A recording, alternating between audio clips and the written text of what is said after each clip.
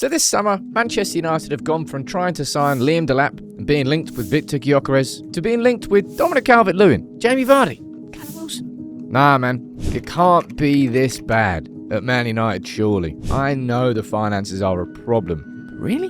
Honestly, I'd rather do what I'm about to explain without even hesitating. Isn't the summer transfer window just full of fun, laughter, enjoyment, rainbows and sunshine? Unless you're a Manchester United fan, then it's a little bit frustrating, let's be totally honest. I did my video yesterday where I said, look, I'm not worried about the Mbumo signing, I'm worried about what comes next. And today,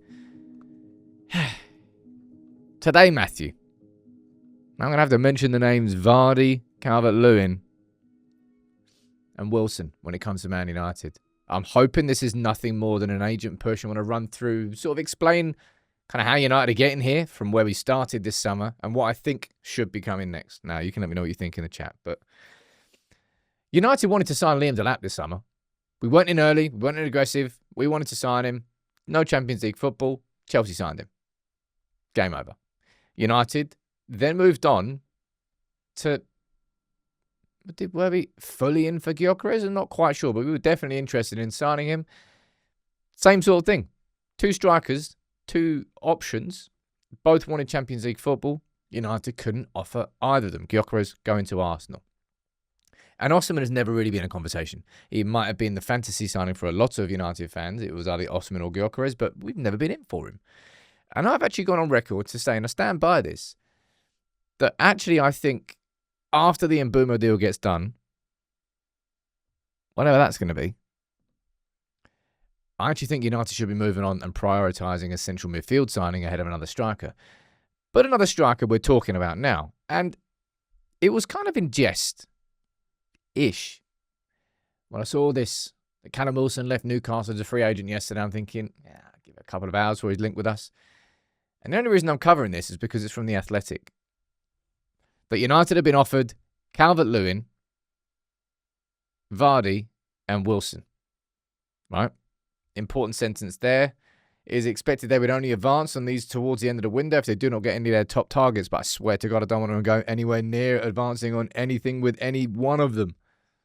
Don't come at me in the chat and say, oh, but Vardy could be good on a one-year deal. No, he couldn't. Don't come at me saying, oh, if Calvert-Lewin stays fit, he could be. No, he couldn't. Callum Wilson is effectively the Luke Shaw of strikers. No.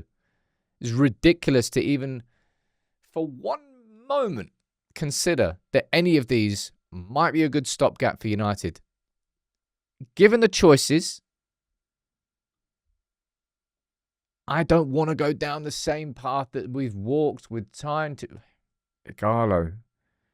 Fair play. I always feel bad for Igalo because he scored that banger. I think it was against Lask Linz in the Europa League or something, and it was in front of an empty stadium because of COVID. Weghorst, big fan of Weghorst, on loan. I would much rather, given the choices, right, the idea of signing another over-the-hill, probably going to be injured, effectively retired striker, or just keeping Højlund. There's only one choice I'm taking there, and I'm keeping Højlund, and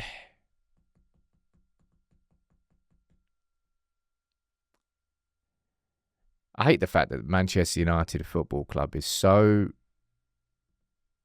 financially restrained by the fact that our football club has been run into the ground by such incompetent owners. But there's absolutely no way that I'm going sniffing around free agents like Calvert-Lewin or Vardy or Wilson. No, man, I'm just sticking with Højlund and seeing what goes there. Now, who are the other top targets that The Athletic mentioned there, saying, like, hold on here, like, it's not as if United are going to sign any of them. They're going after their top targets. But who are they now, right? Ollie Watkins. This is the sort of stopgap I can get along with, right? Compared to a stopgap of Calvert-Lewin or bloody Vardy or Wilson. The idea of getting Ollie Watkins in for a couple of years whilst we then let Cheeto develop, hopefully. I think a couple of years would be perfect for him. He'd be 19 then. Perfect. Watkins, Premier League experience, quality, will score goals. That's a stopgap signing. That is an I don't really know what I'm doing crap, we need to bring in a body signing. Hugo Ekitike, I don't really think there's any chance of United signing him because of the finances. You can put him in the same category as Osimhen. Moise Kean, 43 million, 45 million.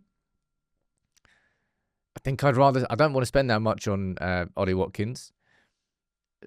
But I think I'd rather take the risk on Ollie Watkins than invest in Moise Kean. We're probably going to go and get linked with Aubameyang now.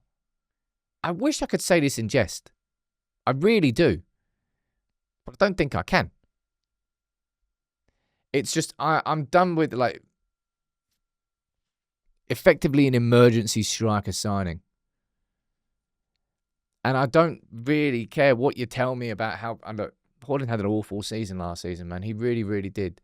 But there is no way that if there are two bets that if I'm presented with two bets. Number one, Sam, we sell Højlund. We miss out on all our top targets. And we get Jamie Vardy in for a year. That's option A. Option B, Højlund stays for another year. I'm taking option B. I'm going nowhere near. Nobody can tell me that it's a good idea in any way, shape or form for any of them to come in as a stopgap signing for Ruben Amorim. If we can't get a striker that is of the quality of what Amorim needs, and that's because of finances, that's because of... Surely there's got to be someone who's actually available on loan rather than signing someone as a free agent. That's like forgetting your PE kit and going and getting the crusty socks out the bottom of the barrel. That's what signing Vardy, Wilson, or Calvert-Lewin would be. Maybe it's unfair to lump Calvert-Lewin in that same category, but simply because of his injury problems, it's not a risk I would want United to take. Is keeping Højlund the risk? Yes. Are we going to be able to sell him for, what is it, around about the 30, 35 million pounds that we need to in order for him not to go down as a loss on the PSR accounts? No, probably not. So what we're going to do, loan him out? May well be the only option. Even for somebody who's sort of a glass half full guy, the bottlenecks that are happening for United this summer are very, very frustrating, in particular with the players that we can't seem to get rid of. But I don't care how bad it gets. There is nobody in the comments that can convince me that bringing any of these in, even on a short-term deal, would be something that United should consider and would consider. So I hope that the Athletic are completely wrong, and that none of these would advance, even if we don't get our top targets. Because if we don't get our top targets, I've already explained it there, I would want United to keep Højlund rather than taking a punt on any of those oldies or injured players, even if they're free. My opinion, you might disagree. You can let me know what you think in the chat, as you always do.